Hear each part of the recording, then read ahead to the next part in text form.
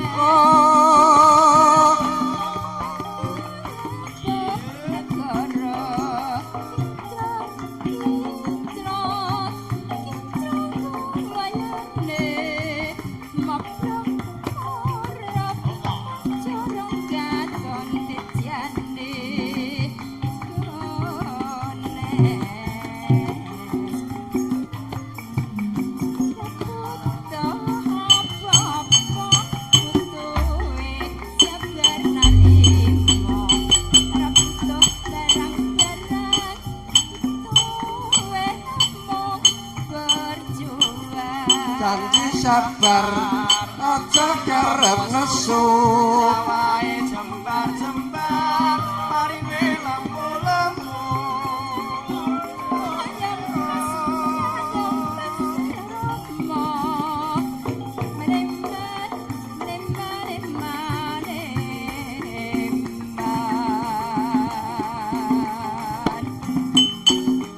Yup.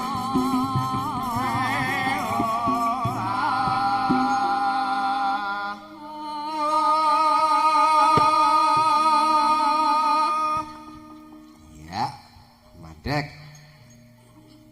Halo, halo.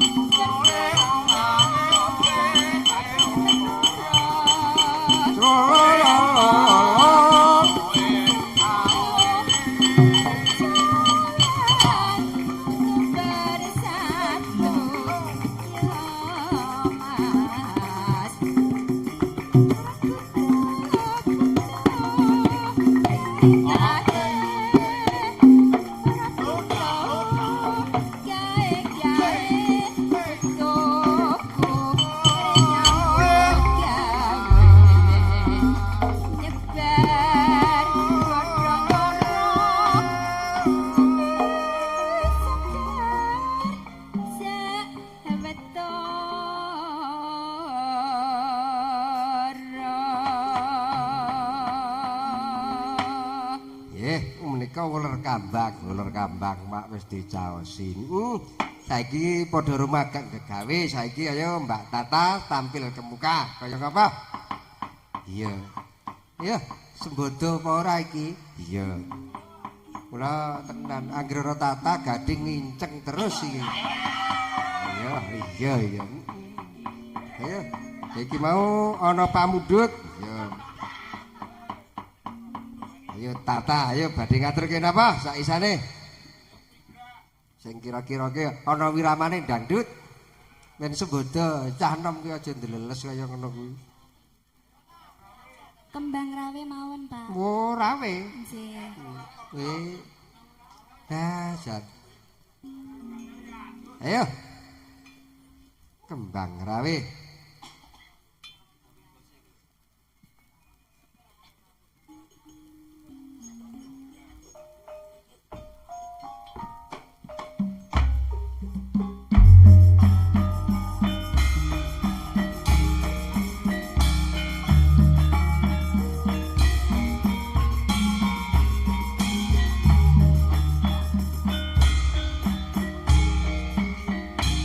Was.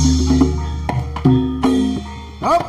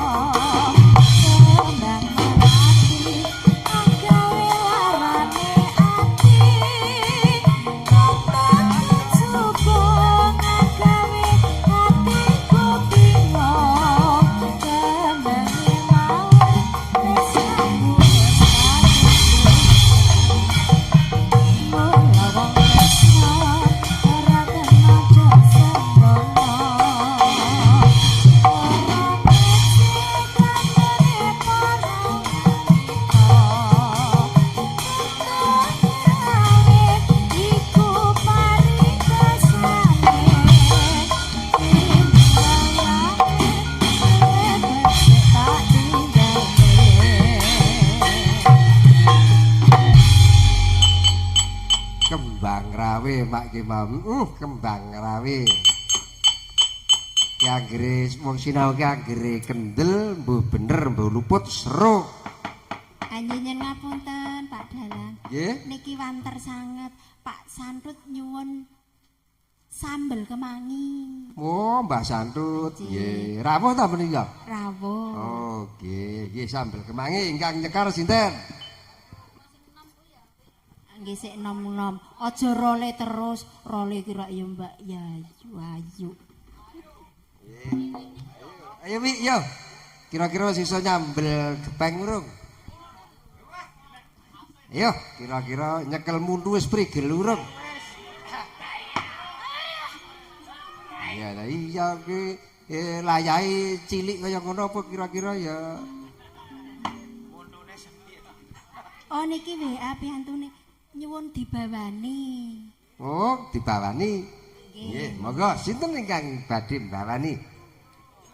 Ayo.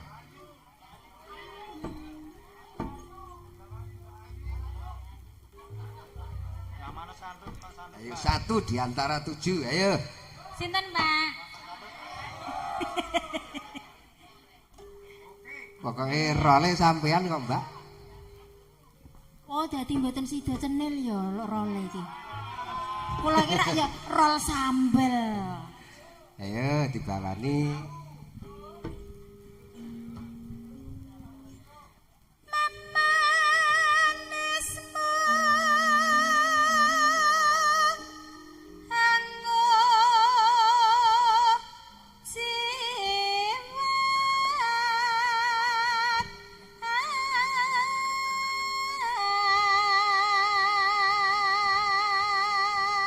Bawane sinom grandel. Iya, sinom grandel. Ana sing ngarani grendel.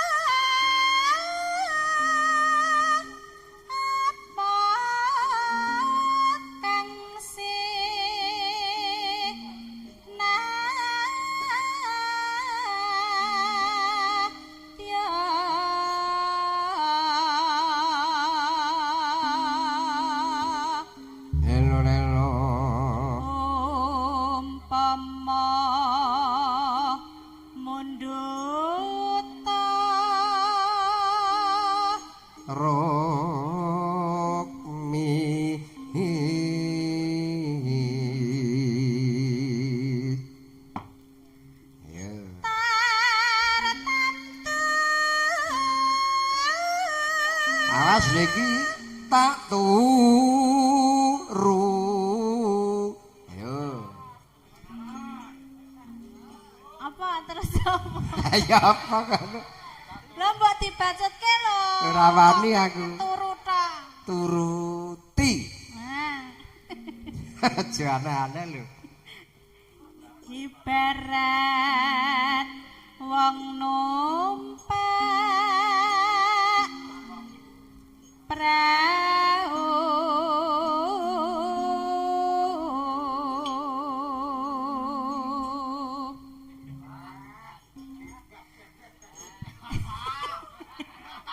Aja meneh iki wong karo tunjung kuwi kepencot kok. lumampah tanpa welah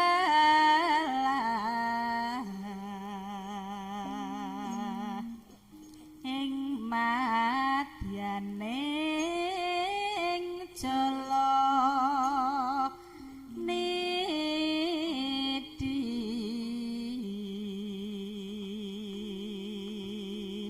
Temah gonjing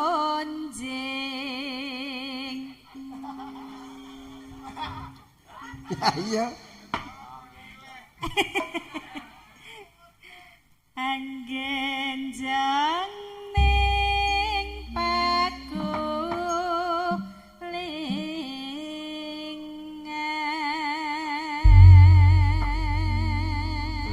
temah gunjing anggenjot Anggenjot. malah werna-werna ki yo wis dibawani ta ki mau yuk yuk Pun.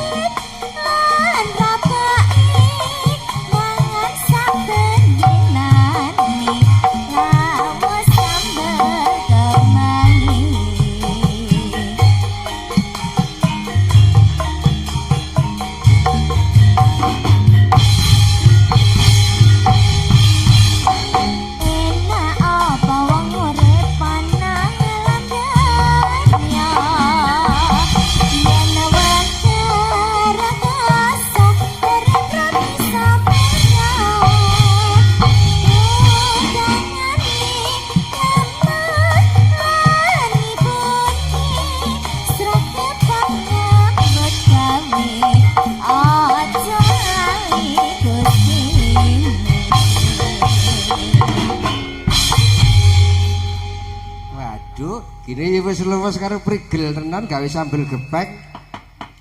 Iya, Mak. Wah, iki karange bocah berbakat tenan iki. Iya. Waton ya sing padha disiplin. Aja gampang kena rembug manise wiyaga-wiyaga. Iya, ya. Anggere urung-urung wis kena rembuke, wo tenan wiyaga iki pancen blubute ra jamak kok.